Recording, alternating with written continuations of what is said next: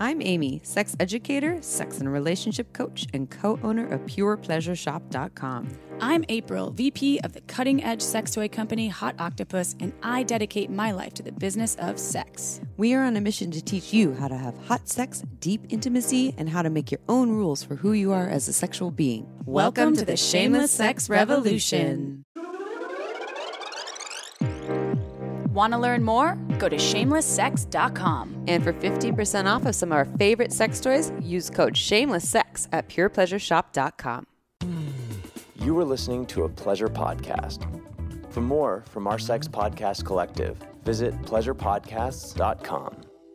Well, hello, everyone. Hi, everybody. Snaky number 1 and Snaky number 2 here. Snaky. We're gonna soon we won't be chip and dip anymore. People will be very confused. You know what we haven't shared on the podcast yet is our little joke about it's from Juicy J, the song that's my perfect Strippers? song, where it's like strippers in the beginning. Have we talked about that I don't before? think so. What does it say? It's what are we saying? It's bands will make her dance. Oh, yeah? Uh-huh. Bands will make her dance. She's dancing right now. Yeah, I actually am. But in the beginning, he goes strippers, and it's like always. Amy and I always go back and forth and say that strippers. Why do we love strippers so much? I love strippers. We've been to many a strip club. Remember when we were in New Orleans? Oh yeah, and we went to that strip club. Yeah, and then you lost your phone and all your money. Lost my phone. It was on the table, and I left it there. And all then of a sudden, it was like 6 a.m. and our life was sucked out. I was like, fuck. Amy was sponsoring my stripper habit at the time.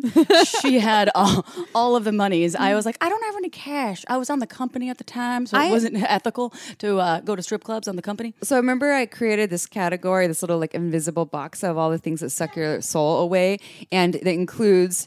And I'm not anti-strip clubs, but sometimes you go in there and all of a sudden your money's gone and all the time went by and it's 6 a.m. And it was like, well, we went in the afternoon, Amy. No, we didn't. Yes, that was at night. We didn't. It was dark when we came out. When we came out, it was dark. When we went in, it was light because we were training a store. Well, there's down no light in there. There's no windows. The strip club was right next to the store we were training. Oh, shit. And so what happened was, and I remember this. Yeah.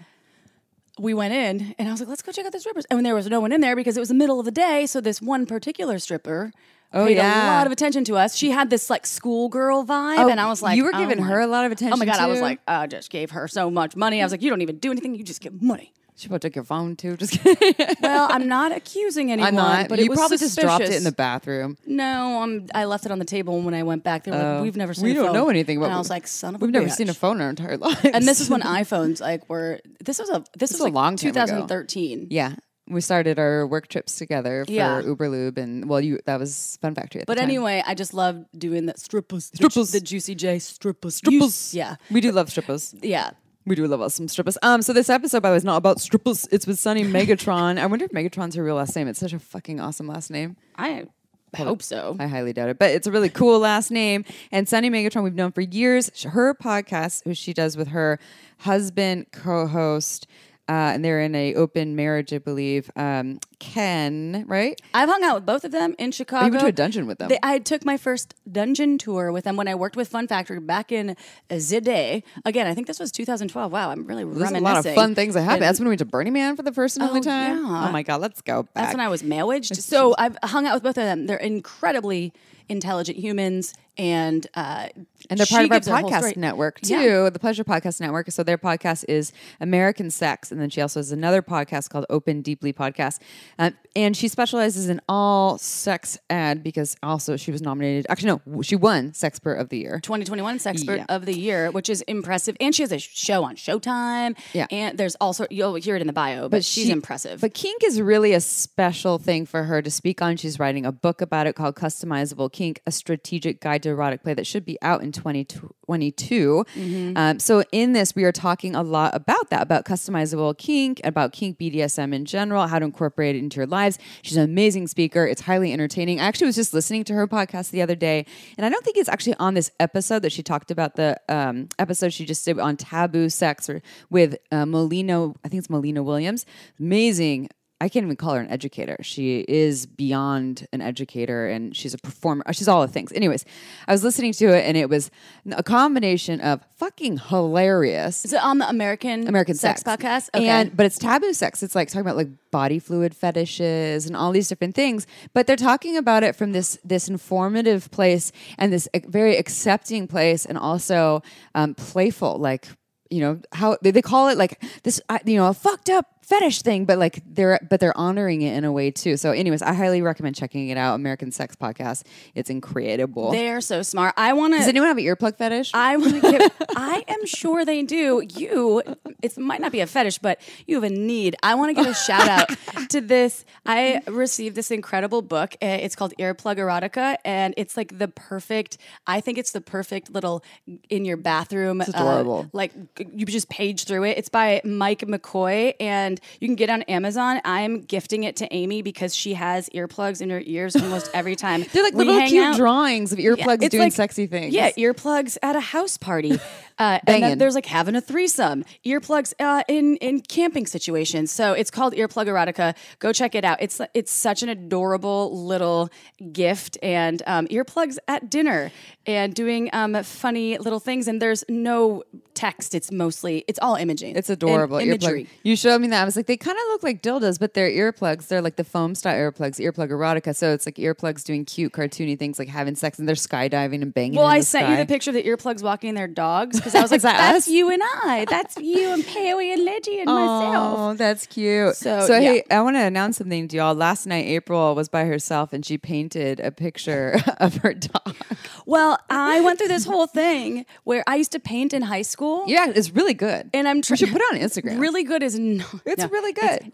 It's that's questionable. Thank you for your support. Really good. And anyway, I went through this whole I don't know, this thing where I was like, what used to really light me up? And I was like, I loved painting. And so I've dated a lot of artists in the past, and musicians. At least 3, and musicians, some of which were painters. And so I used to actually paint a lot more in my 20s.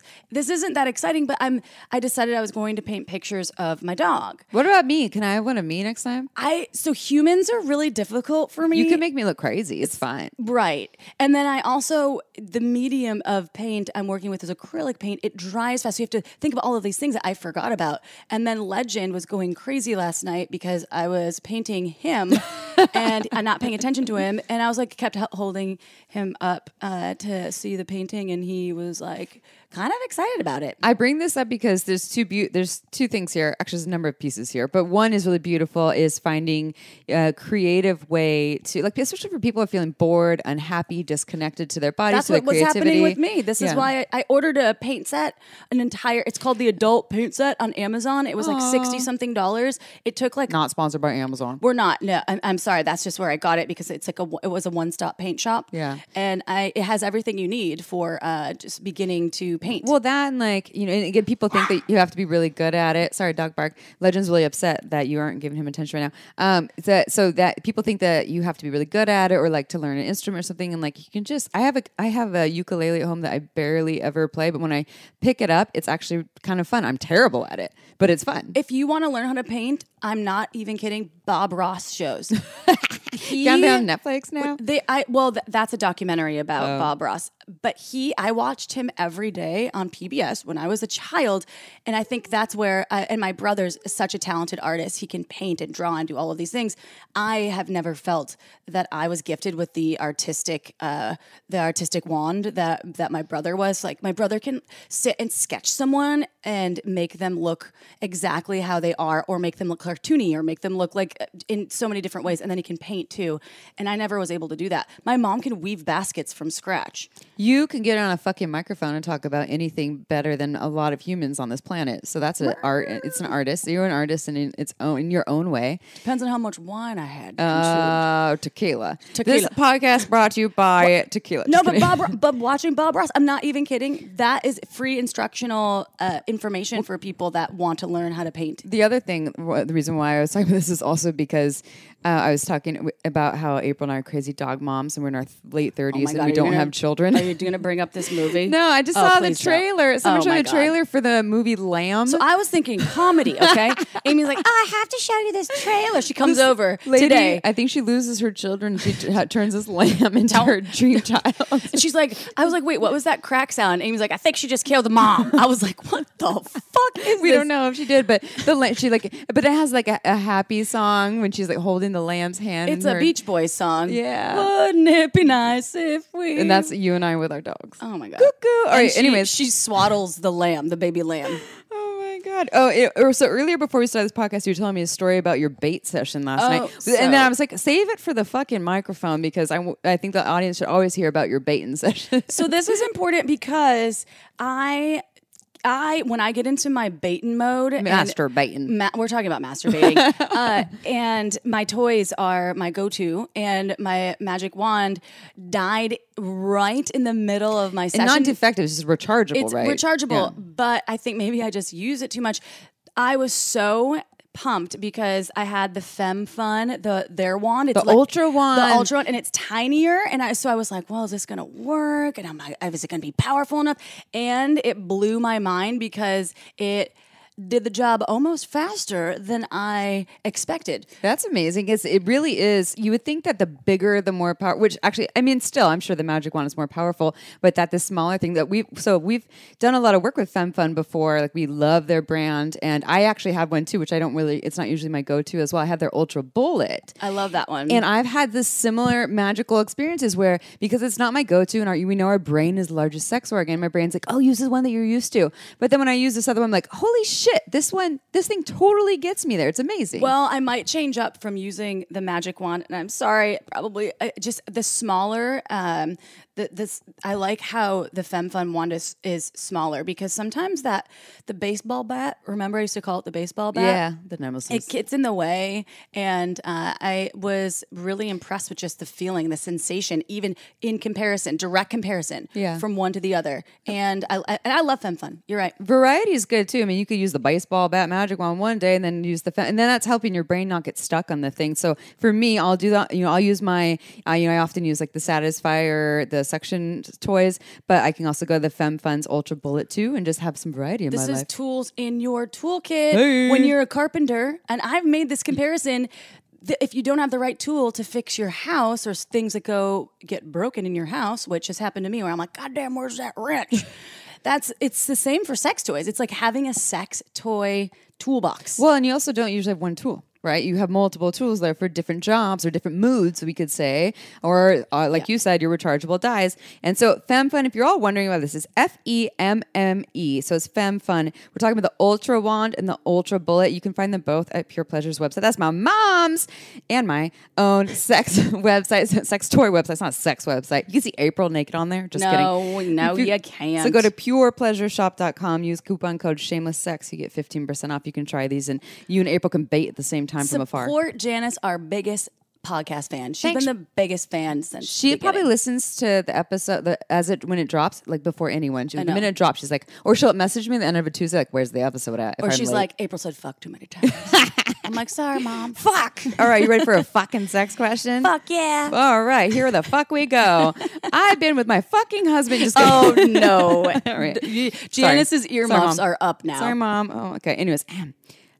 I'm trying to regroup here. I've been with my husband for 11 years now, and the sex life has been mediocre. It's recently gotten better, but he doesn't perform oral on me very often. Almost every time we're intimate, I do with him. She gives him oral.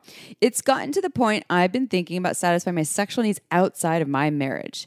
I've talked to my husband about this several times, and he just doesn't get it. My question is, if I'm not sexually satisfied in my marriage, does seeking outside of it justify my infidelity? Big question. Wow, this is heavy. And also probably common. That I was just going to say that this is heavy and it's common. It's common too, especially if you've been together for a long time. And we talk about long-term relationships so frequently and keeping the sex spicy and the work involved. And everyone's like, "Oh, fucking work! It's work. I don't want to do it." And the thing is, I have friends that this question could be written by. Totally. And I think it's normal. I won't say that I personally have been in a place where I could have written this question. I haven't been married, but I've been in relationships, and it wasn't just like I'm not satisfied in the sex, but there's some way that I wasn't feeling met in a major way, and I was speaking for it, and they still weren't meeting it, and so then I actually did have some sexual experiences, like 3 or 4 hour snuggles with makeouts with someone while I was in a committed relationship with a partner who also had been cheating on me for a year, but I didn't know about it. But anyways, I remember that. That's when you disappeared from the hotel. And like, where the fuck is Amy? And I justified it by saying, I've been asking for them to meet me, to show up more. Again, it wasn't sex. It's literally just to show up for me, like being in connection with me, and saying that we have a problem here, and they still aren't doing it. They're just like off in their own world. And so then I justified it. And I think the justification system is very strong. And I am not going to talk too much shit about this justification system because I think it serves a purpose, but it can trick us. And here's the thing. Totally, you could justify it and say, oh, this is fine because I'm not receiving this. But is that your higher self? Like, are you going to feel really good about that? Does that leave you feeling good at the end of the day? I think that the justification system can get in the way of us living as our highest self and being in integrity. And in integrity is with our word, with our actions. So you could totally do this. We're not going to shame you if you do this. We are not pro infidelity either. We're neutral. But I think that there's better ways. So like one of my things is you've talked to your partner, your husband, several times. What have you really said though? And I'm not hating on you. I'm just curious what that conversation has sounded like. Is it just, hey, I just really like if you could go down on me a little more, and then they don't do it? What if you actually like, hey, I need to sit down and talk to you about something really important. We've been married for 11 years and you do go down on me on the occasion, and I've been craving a lot more of it. And my perception, my story is that I offer oral sex to you often and I'm not receiving often. And this is something that I'm really, really craving. And this is serious. Are you willing to work with me? I think so. I am not pro infidelity or pro being out of integrity in relationships. I have been there, and it doesn't feel good. It actually almost hurts the person that's doing the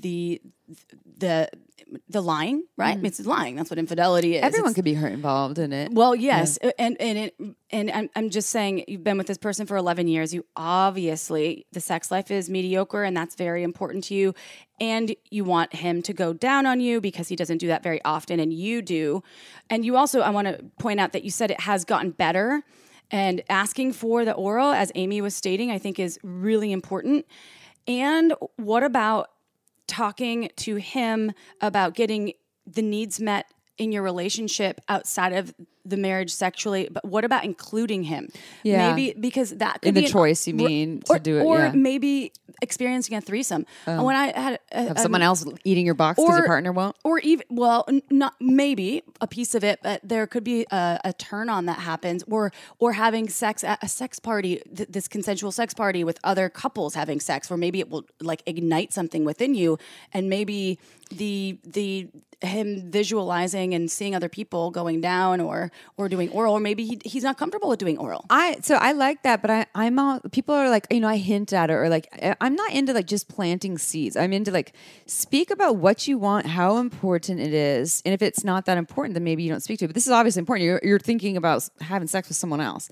And so why not advocate for the importance? And if your partner still is like, yeah, I don't really like licking box, or it's not really my thing, or yeah, I'll do it, and then they don't do it, then your next conversation is, hey, I had a conversation with you about how important this is.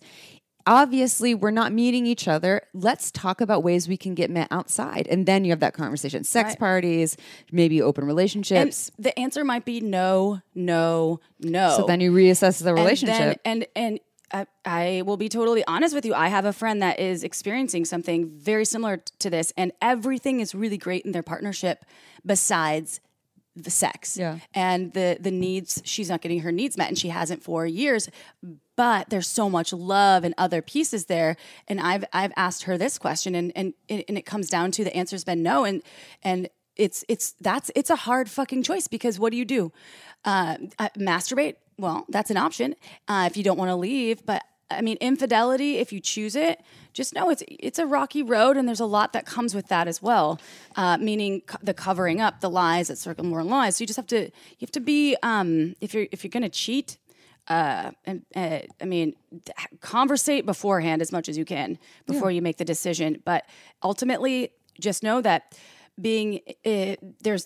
you have the possibility of being caught, and if that happens, then everything could erode away, and you might not have this person in your life at all moving forward. Or you're like April 9, you don't get caught, you actually just out it someday. You're like, so this happened a while ago, and now I have to deal with that shit. So yeah, totally. So not judging anyone here, and again, there's a lot of options here, but it sounds like there's a lot.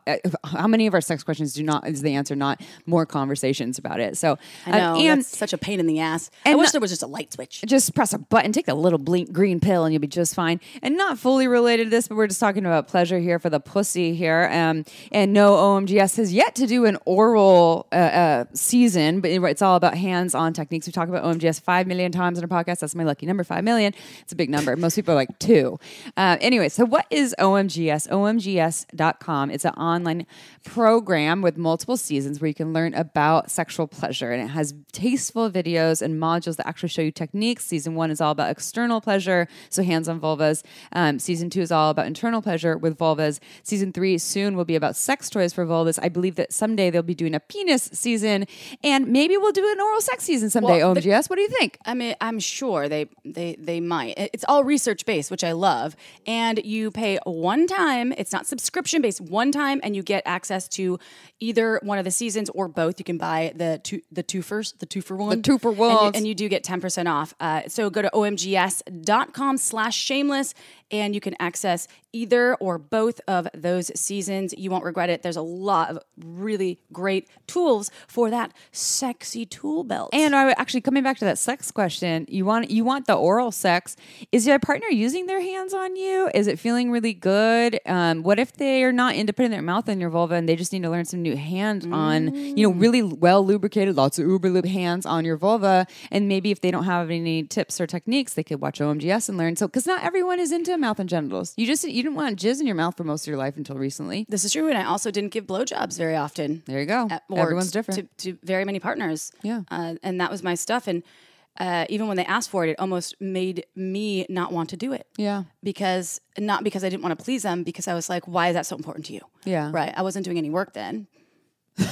Meaning I wasn't doing any work on myself. I was just like, it's your stuff. Not I was my like, what stuff. kind of work you talking about? Yeah, got it. Yeah. I've been working out all night long. Yeah. Well, then you're like, oh, wait, actually, yeah. And again, did your partners say, this is important to me? I really want to get my dick sucked by you? No. For the most part, they just accepted it and moved on. And then maybe had some affairs. Maybe. I don't know the answer to that. You know what? Planting seeds over God here. damn it. Are you ready for a bio? Yeah, let's dive in. Planting seeds. All right. Sunny Megatron is an award-winning certified sexuality educator, certified relationship coach, and media personality. She's the host and executive producer of the Showtime original television series Sex with Sunny Megatron. Plus, she co-hosts the award-winning American Sex podcast and Open Deeply podcast. Voted the 2021 Sexpert of the Year, her work focuses on normalizing alternative sexual practices and ending sexual stigma. To learn more, visit sunnymegatron.com. But first, have you ever been just too damn high? I know I have. With today's weed, sometimes it's a dangerous game. That's why I'm a huge fan of Dadgrass. Dadgrass is legal, organic, smokable hemp that is very low in THC and high in CBD, relaxing your body and mellowing your mind so you can chill the F out without the stony stress. I love Dadgrass, whether I'm working on a big project and have to focus, need help calming down after a stressful day, or even when I want to smoke a little something before, during, or after some sexy time with myself or my lover. Ooh, you wild. While Dadgrass is for folks of all genders and bits, they also offer Momgrass CBG joints for a more energized vibe. Whether you're looking for a new buzz or a chill way to enjoy an old favorite, Dadgrass has something for you. Dadgrass keeps it easy peasy as all their products are federally legal for ages 21 and over, and it ships right to your door anywhere in the U.S. And right now, Dadgrass is offering our listeners 20% off your first order when you go to dadgrass.com/shameless. Go to dadgrass.com/shameless for 20% off your first order. That's dadgrass.com/shameless. Go get your buzz on without getting floored. All right, it's showtime. All right, everyone, it is interview time, and this interview is with Sunny Megatron, who is an awesome human for many reasons, but one very special one is we're in the same podcast family, Pleasure Podcast. Yeah, thank you, Cam. Are we cousins? Are we aunts and uncles together? Are you my Tia? Are we sisters, brothers? I guess, yeah, I could be your TT, I guess. I don't know. I don't know. Yeah. Will you be my TT? Yeah, okay. Yeah. Cool. So this is our TT, Sunny Megatron.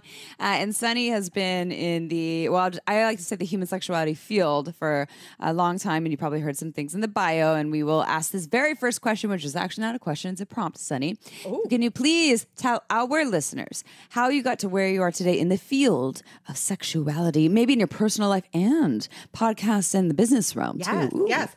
This is it's a long story, but I'll keep it to the basics. This is my second career. I worked for a top ad agency for 17 years. I was like, the business lady and yada, yada. And it was my own personal journey to discover kink in my mid 30s. I realized, something was missing, very repressed sex life, romantic life, bordering on abusive, like a lot of shit. And went on my own personal journey and was just blown away at everything I was discovering. And I was like, I have to tell everybody. So hence the, recession of 2008. I was laid off from my fancy ass job. And I was like, you know what? This is my job now. So now I'm a certified sex educator, relationship coach, kink educator, the whole shebang. Podcaster, TV show. I kind of can't believe it. And you have a book coming out. Yes. Exciting. You've been wildly successful. And I'm so happy that you're on our show because I'm like, yay, I love Sunny and all your... And I met you back when I worked at Fun Factory, and we went on my first dungeon tour with you and Ken. That was my first dungeon tour. This was Chicago? It was in Chicago. It was in the studio. Yes, and it was so cool, and I got to see all sorts of shit. It was so cool, and you both were the best hosts, and we went out and had some drinks, and we had so much fun. And that's I think that might have been in 2013. Yeah, I want to say it was a long time ago. Yeah, I'm thinking it was like 2012, 2013, it might have been like 2012. That. Yeah. But I've known and loved you and your work since then, and you have just done so much. I mean, you had a show on Showtime, right? Showtime? Yeah. I'm still like, what? How did that? What did that happen? Yeah, I was like, I know her. I was like, I know her. I mean, it was awesome. I'm like, I totally know her. You've been on the cover of some magazines. No big deal, everyone. It's just Sunny Megatron. No big deal. Well, obviously, this was the path that was chosen for you for a reason, and you're crushing. So. This episode, because you aren't quite an expert, is about BDSM kink. So what is your personal definition, explanation of kink / the BDSM? Ooh, okay. So, a lot of folks, they hear, bondage and discipline, dominance and submission and sadomasochism. That's what BDSM means. And I really love Kink Educator Midori. Her short definition is childlike play with adult sexual privilege and better toys. And that's sort of the vibe that I embody of kink. It's more of a creative, erotic mindset that does not have to include sex, which a lot of people, they hear kink, they think sex. And I usually frame it like, just like when you're, doing kink, you could choose to use a flogger. You could choose to use a paddle. None of those are required, but they're among the tools you can choose from. Sex is just like a flogger. You can use it or you can leave it and use other things. It can be all in the mind. So one of the ways I describe kink is with an analogy. And in this analogy, let's say I'm a dominant and I am going to plan a scene with you. You know, we're going to have a kinky encounter. And so instead of me being a dominant, I'm actually a roller coaster engineer. And I'm going to design a roller coaster for you. And in this kinky roller coaster, I'm going to use different emotional states and even emotional smoke and mirrors. I might do that strictly with talking. We can do that completely psychologically. I might do that through sensory input, you know, flogging, spanking, whatever it is. You know, the choice is mine based on what you tell me. So when I say, okay, I'm the roller coaster engineer, what do you like? And you sit down, you tell me, you know, okay, I love corkscrew turns, and I like the, you know, the long steep dive, you know, when you go down the hill, but I hate the water splashes. I hate the dark tunnels. So that's our negotiation. And it's my job as this roller coaster engineer to take all of the specs that you've given me, all of the yeses and all of the nos, and arrange them in a way that to you feels like a surprise. When I'm talking about, I'm using those emotional highs and lows and ups and downs, and even though we've thoroughly negotiated, you completely trust me, I will never do one of the things that you said, I don't like those corkscrew turns or whatever. Emotionally, while I'm taking you through your roller coaster or your scene, I want you to feel at points like, maybe this roller coaster is a runaway car. Maybe it's not going to follow the track. Maybe it's just going to go flying through the theme park. I'm not sure. I want to suspend your reality. I want to like get you into that place where you're not sure what's happening. That, to me, is a good kink scene. And just like a roller coaster, at the end, I'm going to gently pull you into the station. I'm going to take your hand because I know you're dizzy when you get out of the car. And that's our aftercare. So that's really what kink is to me. It's an emotional and or sensory experience that may or may not involve sex. Mm-hmm.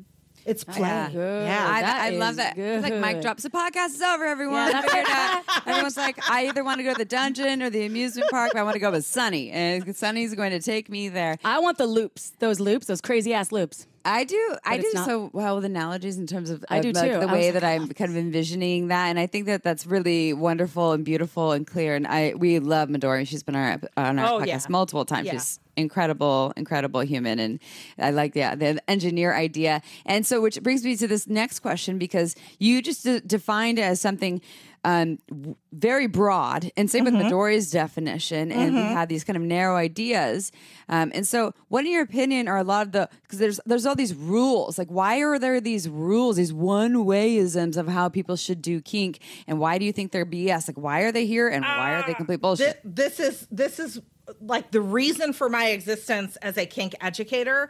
And the reason I'm writing my book is called Customizable Kink, A Strategic Guide to Erotic Play. And I chose those words very carefully because I wholeheartedly do believe that kink is customizable. And I say that all the time. And when I say that, what I mean is all of those rules we hear, like if you're a submissive, you need to act this way. If you're dominant, you must act this way. If you're doing such and such a type of spanking scene, you have to do it just like that. I can say shit. Yeah, bullshit. Shit. Yes. There is only one written in stone across the board must adhere to rule in kink, and that is consent. Mm-hmm. You have to do it with consent. But even how you go about establishing and maintaining consent, that's even customizable. There are best practices, there are ideas, but how you choose to do your kink, to establish your consent, is up to you to suit your needs. And when I say a strategic guide, strategic to me is all of the brain stuff we need to do kink. And usually when we go online and we look for kink classes, or we're going to our local dungeon or sex positive store, we're usually learning the technical skills I call execution, how to spank, how to stick needles in people, how to whatever it is. And those things usually have very clear cut, like there are 10 steps to tie your first basic, Japanese rope bondage harness or something. But the strategic skills, those are more murky. Those are the human skills. Those are the skills that require emotional intelligence, integrity, empathy, vulnerability. And without those, you could tie a gazillion knots and spank a gazillion asses. But if you don't have that human connection and that mutual respect and ethics between the partners you're playing with, none of those technical skills are any good. So in kink education, and that, that's what I call the strategy or the soft skills they're called. And in kink education, we see an overemphasis on those hard technical skills and an underemphasis on the strategic soft skills, which kind of mirrors real life. Right? Like, this is why we're all in therapy and reading all of these books about, nonviolent communication and emotional literacy, right? So really, kink is mirroring the bigger world.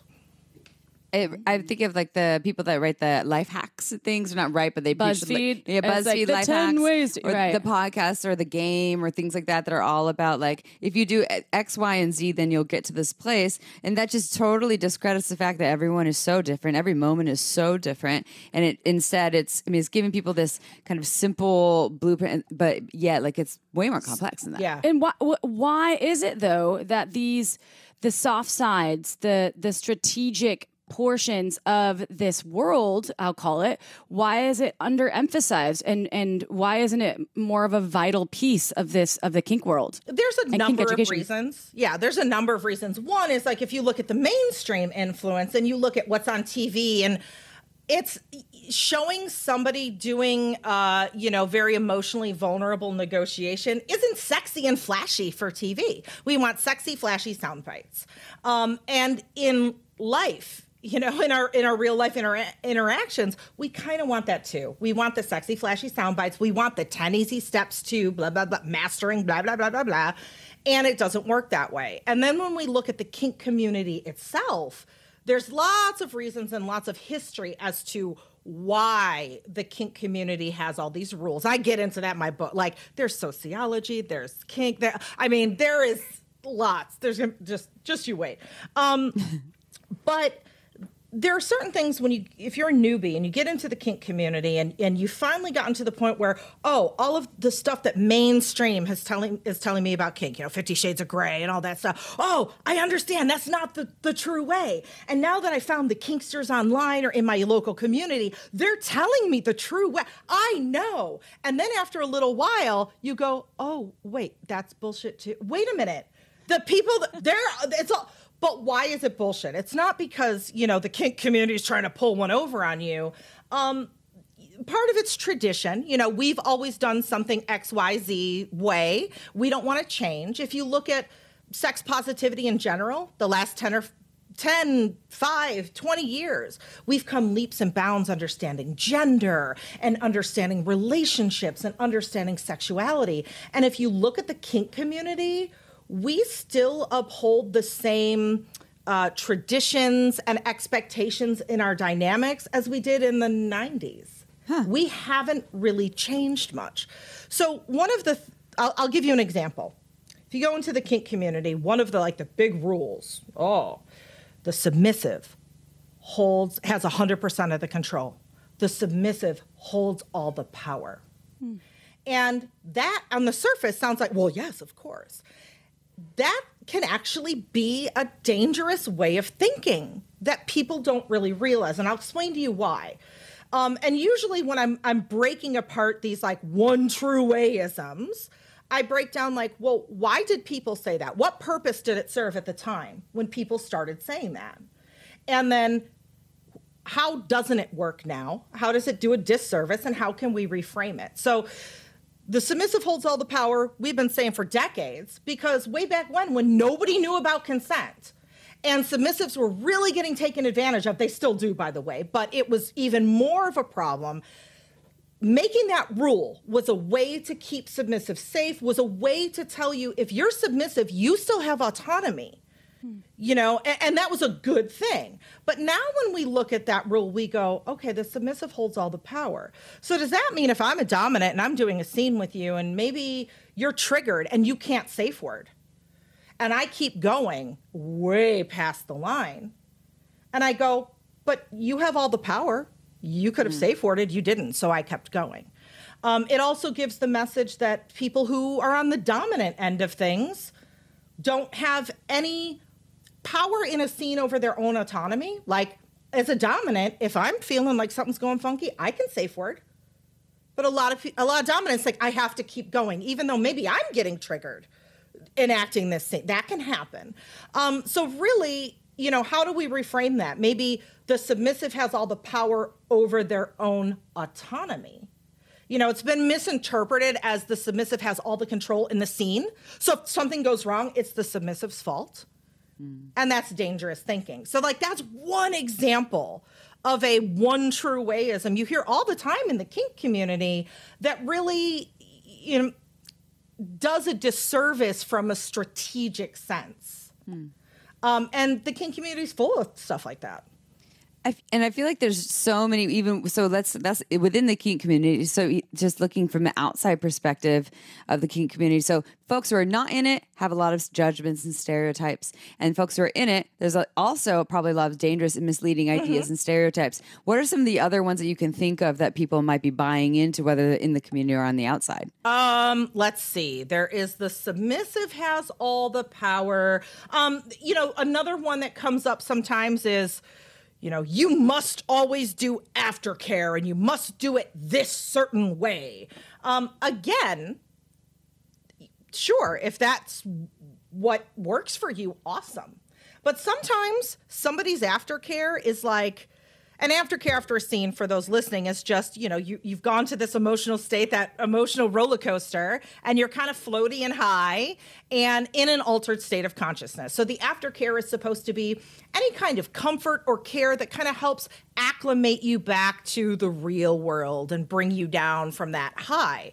And for some people, a lot of people, their aftercare is like a warm blanket, cuddles, like, oh, you did such a good job. Maybe your partner's telling you they love you. You have a nice snack. But for some people, they don't feel good unless they're completely left alone. Like, I just need to process by myself. I need to be, and that's okay. As long as you negotiate that with your partners ahead of time, everyone's cool with what everybody needs. But oftentimes we have people like, no, you must take this blanket. I made you soup. I mean, you know. It's violent. Exactly. So really, when it comes to a lot of the personal choices and behaviors, you see a lot of rules attached to them in kink, but really the rule is up to you. And there's also one from the like outside perspective of non-kinky people that they must all have trauma. I've heard that from a lot of folks, that you have a fetish or you're kinky, whether it's you have a rape fetish or you're dominant or submissive or you get off to latex or you know, whatever your jam is, that you must have had some terrible experience that happened to you in the past, and that's why it makes you a kinky or a fetish or in, you know, in this realm. I mean, what do you have to say about that? Obviously I have an idea what your answer is to that. My answer is no. My answer is there are all sorts of different reasons people do kink. And when we pathologize that, we make it like something must be wrong with you. So, okay, listener, how many of you out there watch Dr. Pimple Popper? That's pretty gross and weird if you think about it. I can't handle it. Right. Am I going to be like, something happened to you as a child? Yeah, no. You know what I mean? We all have different preferences. Sometimes we like really weird stuff, even outside of kink. And that's okay. And we can like it for different reasons. Maybe there are some people who their trauma is closely tied to their kink. Cool. There's a ton of people that's not the case. There's a ton of people where it's play. There's a ton of people where they like the, you know, the chemical cocktail that happens, you know, the endorphins, the neurotransmitters, that sort of thing. There are some people that do it for chronic pain purposes. Like, I'm a dominant, but I love to receive flogging because I have chronic pain in my muscles, in my tissue, and that helps. There are some people that like to receive very intense pain because they feel that it actually rewires how their brain body responds to pain, even temporarily. I'll talk to some folks who will do like a very painful, needle play scene where they're being pierced, or like the hook suspensions where people are, hanging by their flesh. And they'll say, yeah, my chronic pain that I live with every day went away for like 5 or 6 weeks after I did that. And we're not really sure why, and I'm not going to say, well, this definitely happens and this is the science behind it. But I've heard that, it's so many people's personal experiences, whether there's a scientific reason behind it or not, or it's such a strong damn placebo effect that they really believe it. Does it matter? It's making them happier people. There are other folks that do it as, a lot of talk right now these days about, regulating our nervous system and somatic therapy and that sort of thing. There's some people that do kink because of that. There's some people that do kink for the same reason they play Dungeons and Dragons or do improv. It's fun. So, there's an infinite number of reasons people can do kink. And by saying it's all because of trauma does us all a disservice. Okay, time for a quick break. This podcast was made possible by Uberlube. It's a luxurious silicone lubricant that enhances sex and intimacy. We receive emails from listeners who have tried Uberlube, and the feedback is unanimous. We never knew lube could be this good. It's also less likely to throw off the pH than most other lubes, and there are thousands of doctors recommending Uberlube to their patients, whether they want to make their hot sex even hotter or for folks experiencing dryness. Uberlube is without a doubt my favorite lube. It has no flavor, no scent, and feels absolutely amazing on my body. And it isn't just for sex. I use it to tame my hair frizzies, to prevent chafing, and I even put some in my mouth before an oral sex session. Totally ups my blowjob game.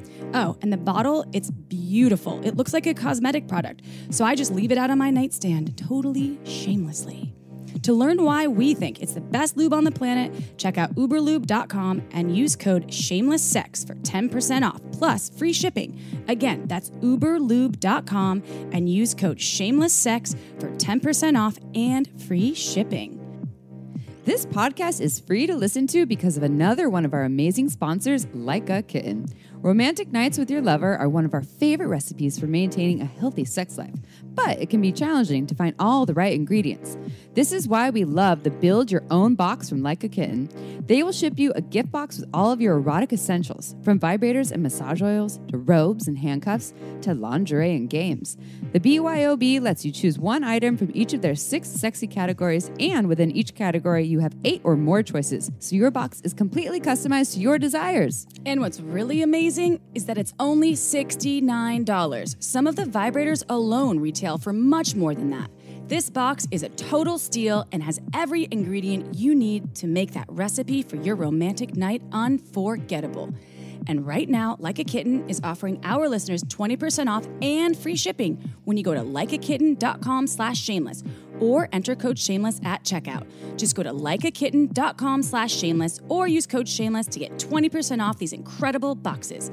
Likeakitten.com/shameless. The link is in the episode's description. Go get it right meow. And now back to the show. Did you have something you wanted to ask? No, I just love the way that you turned that also into like a fun, playful version of all these. Yeah. I didn't even think of like the pimple popper, but all these different ways, and yeah, I think we just get kind of set in these ideas that if there's something, and again, the people that would say it comes from trauma are saying it's a bad thing, it's a negative thing. You must, if you like pain, that means it's a bad thing, but. I mean, in my experience, pain and pleasure, there's a strong overlap there, and in a lot of ways. And I remember doing my sex education certification training with FISI in 2008, and heard the term pain slut as a very, very different experience from being a sub. And there's a difference between people who really truly enjoy or a masochist, or there's different experiences of someone who might like experiencing pain as something that, like you're saying, and then they weren't saying that a healing modality, and not just, I've heard of it as more like a release things, but that it could literally heal, whether, like you said, placebo, who the fuck cares? Right. it's helping people in that way as well. I mean, that to me was someone new. I think in the mainstream, how it's portrayed, though, a lot of times. So if folks are listening and they have no experience in the kink community, they go and I could be guilty of this before I was in the sex education realm, before I was more engulfed in folks that were educating me on what BDSM was and kink. But they think of these like really the dungeons and like someone's like against their will and or being suspended with the piercings, the body suspension. They're thinking of it as this almost, but the consent piece is where it comes in. These people are consenting to that. There's aftercare if they want it. So I want to speak to those folks, or I want you to help us speak to those folks, because this can be fun. Kink can be fun. So thinking about kink in terms of new people, or maybe someone with a little bit of experience that isn't just thinking about some 50 Shades of Grey bullshit, right? They're like, oh, I maybe have some experience. I've been handcuffed once or twice. So speaking to those curious kink folks, what are some top tips for bringing kink into their lives? And we can talk to singles and to couples, partnered or not. Well, I want to break that stereotype that kink is like dark, mean, leather, black, dungeons. That's one archetype. Think about like different types of people and different aesthetics, right? That's like saying all people are goth. They all dress in black. They all listen to Bauhaus. They all, and it's like, sure, that's one type of person. And that's totally valid and that's cool. But you could be like a soccer mom. You could be, one of those people that wears like the Pikachu onesies every day, and you know what I'm saying? So kink can have many aesthetics like that too, and not just visual aesthetics, but the mood. Like I do clown play. I dress as a clown. In one respect, I'm very sadistic, both mentally and physically, but I do it while I'm laughing. It's silly. It's ridiculous. It's almost like a comedic practical joke, like some of my scenes. And I enjoy the juxtaposition of something that's like seems really terrible, like I'm hurting you or I'm like fucking with your head, but then it's also ridiculous at the same time. I embrace the ridiculousness. So really, that one archetype we see of kink that we think is everything is just one. You can make it whatever you want. Just like you could dress however you want. You can have whatever aesthetic, in life, same thing. And you don't have to do it with a romantic partner.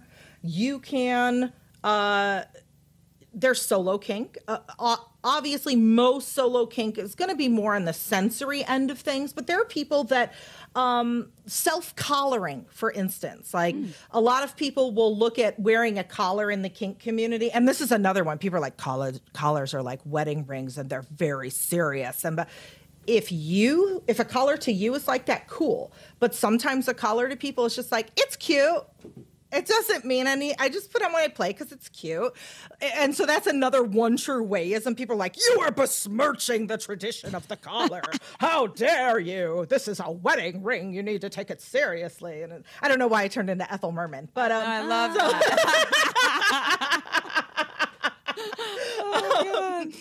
So some people will self-collar, and because they're like, you know what? I want to layer a little bit of discipline in my own life.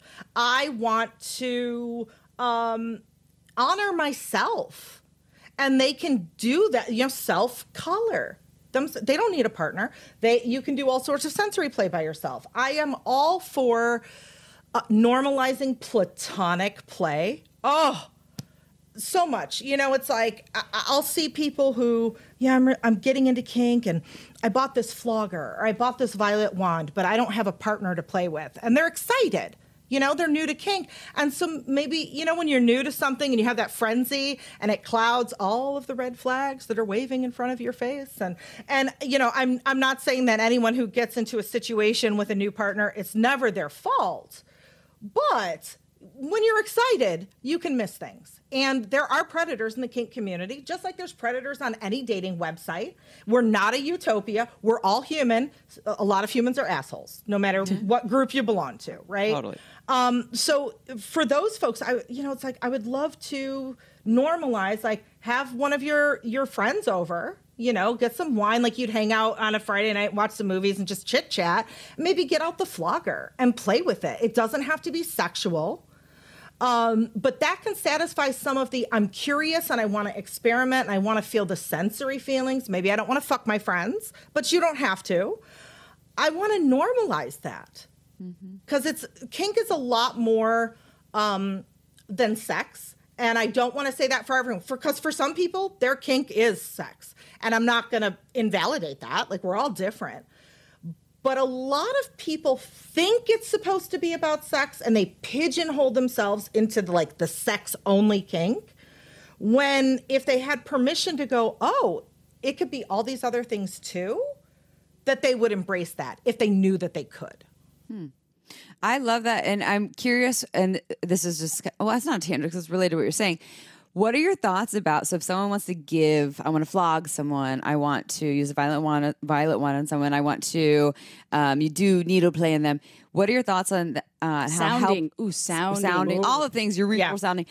What are your thoughts though that would imply to urethral sounding, because what if I don't have a cock? But on them needing, or not needing, but the importance of them experiencing on their own bodies as part of education, so that they know what they're giving to someone like that. Do you think that that's important for them to experience and it would help them in some way? In some ways, yes. There's like a couple layers to this. Is one, when it comes to more of the riskier things, like nothing that's done in kink is safe. Even flogging, even though it seems, but especially something like urethral sounding if you're not, things aren't sterile, you don't have proper procedure, it could be dangerous. So for those things, I always recommend that people seek out some kind of class, some kind of, they get properly trained in this stuff. And now with the pandemic, you can do a lot of that online, whether it's a live class, whether it's like a repository like Kink Academy, where it's on-demand videos, that sort of thing.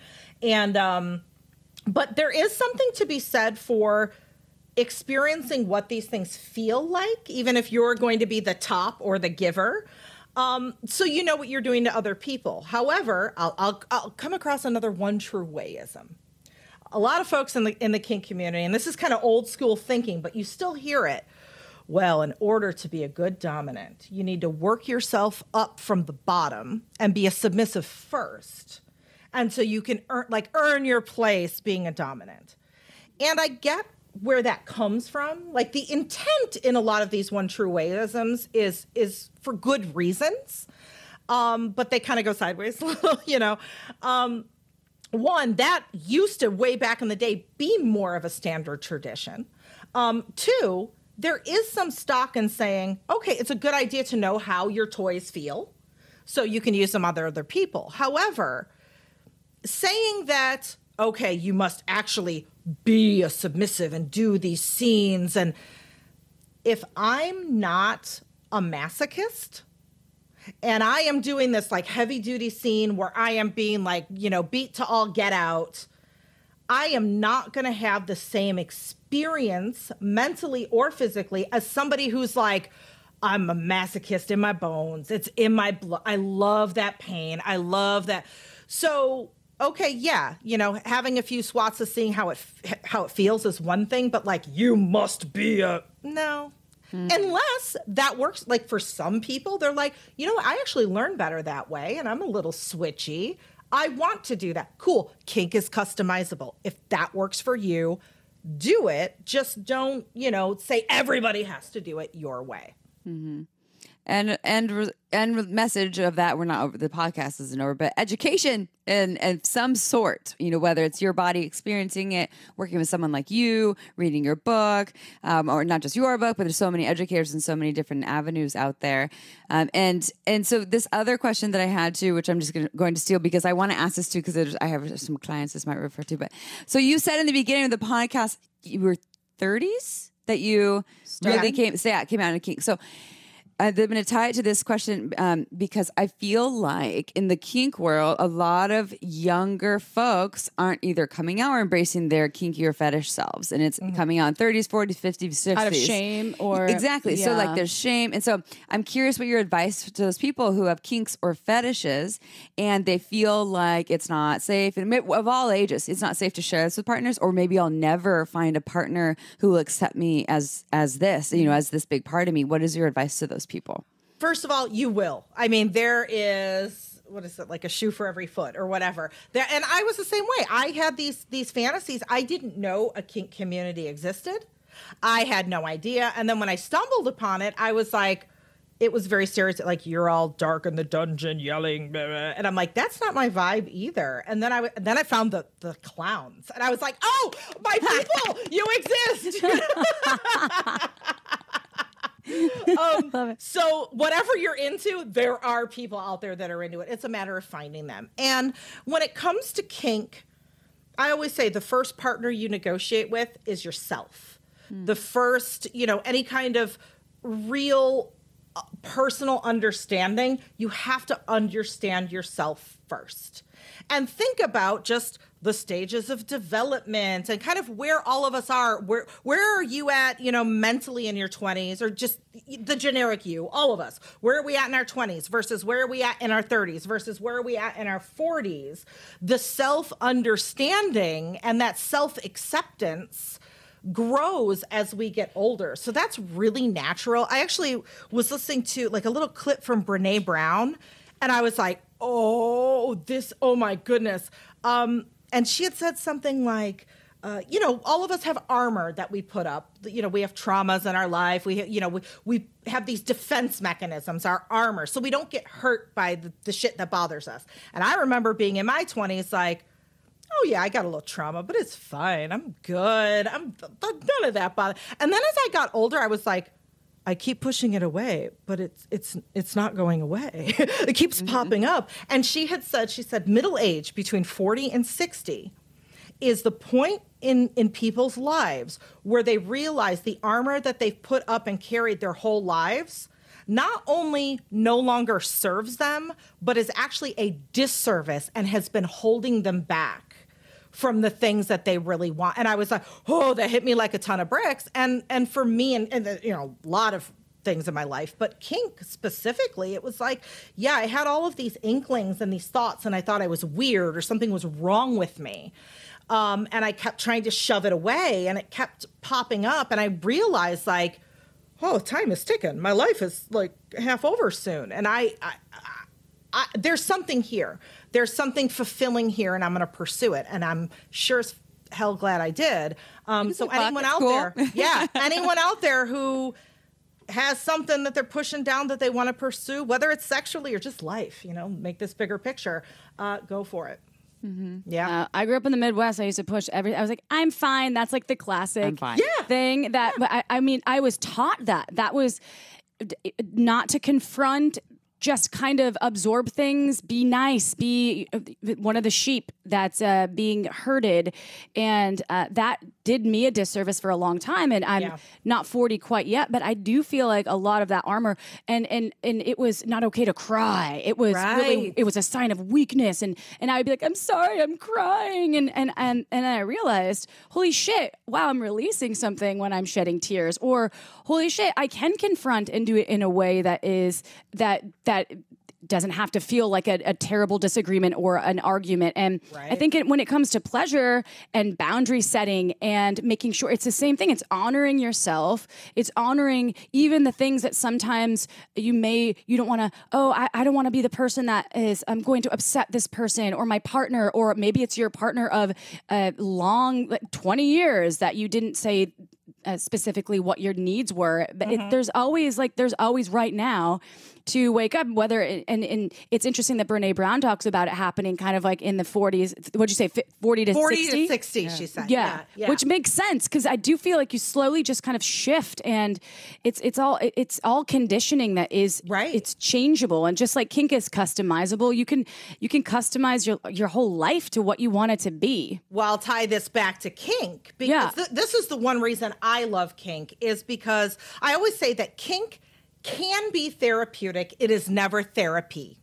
And by saying that, I am not implying that when, us kinksters do a scene, we're going into our deepest, darkest trauma and reenacting it. That's not what I'm saying. But we are all products of our trauma. Even saying, excuse me, to somebody in line at the grocery store. Every one of our actions, we are products of what happened before, right? So kink gives me and, whoever, a safe container where I can be somebody different. And that can be for just purely recreation.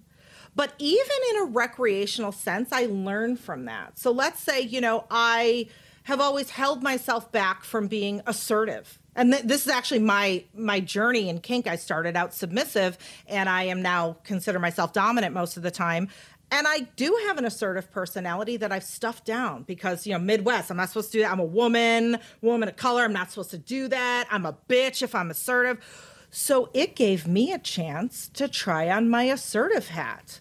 And it felt really fucking weird because if I were to do this in real life, it would not be safe. But if I'm doing it dressed as a clown, electrocuting your toes, it's fun. It's safe because it's play. It's like erotic improv. And I get to try on different pieces and parts of myself that never get to come out and play.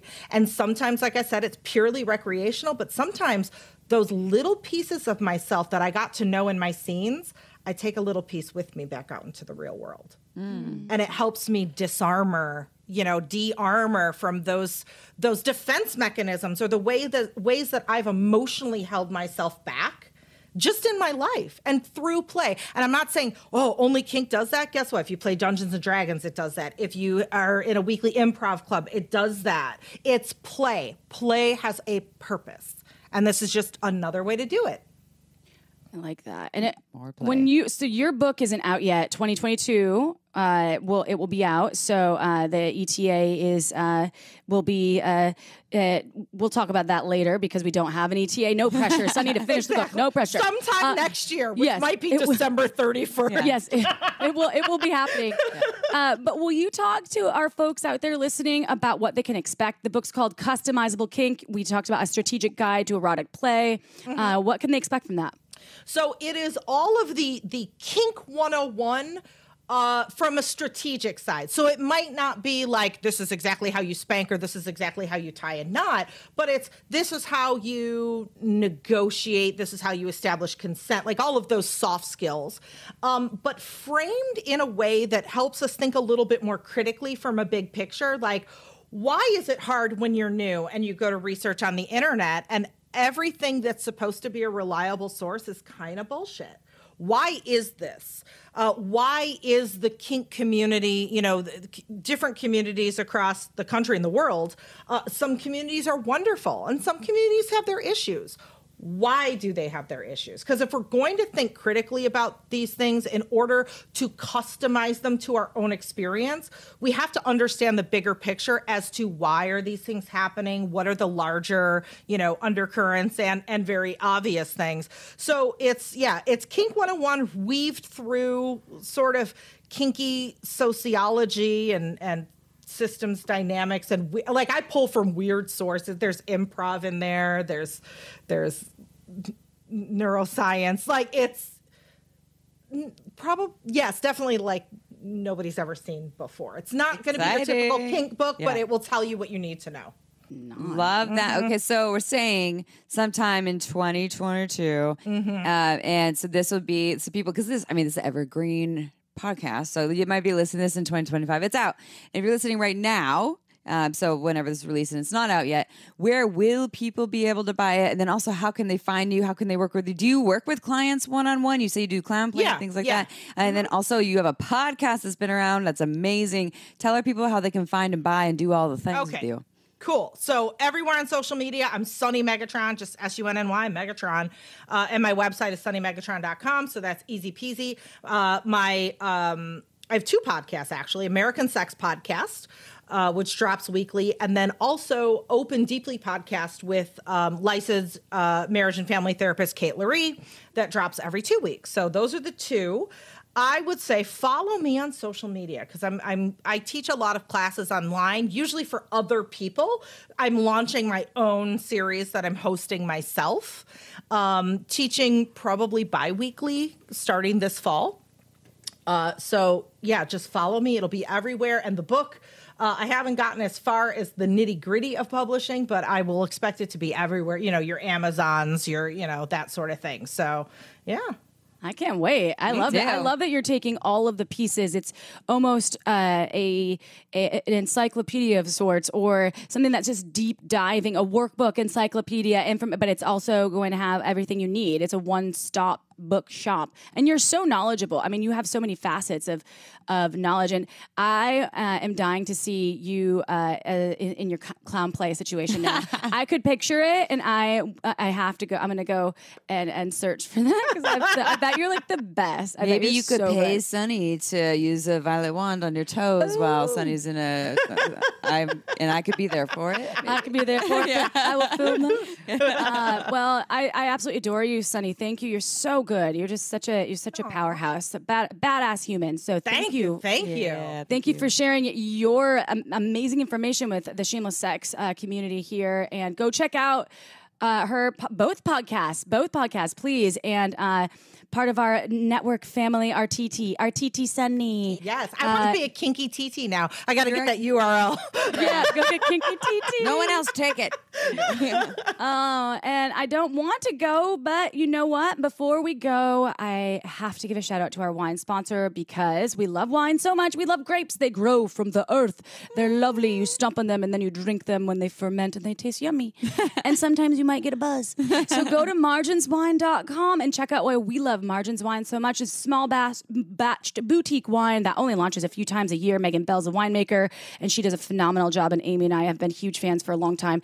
You can save some moolah. Just go to Shameless Sex 10 code. When you buy 3 or more bottles, you save 10%. If you use the code Shameless Sex 15, when you buy 6 or more bottles, you shall save 15%. That's my little shout out to Megan Bell and marginswine.com there because I love her wine. I actually want a glass right meow because it's almost 5. It's just kidding. It's only 2 here. That's 5. But it's almost 5 somewhere.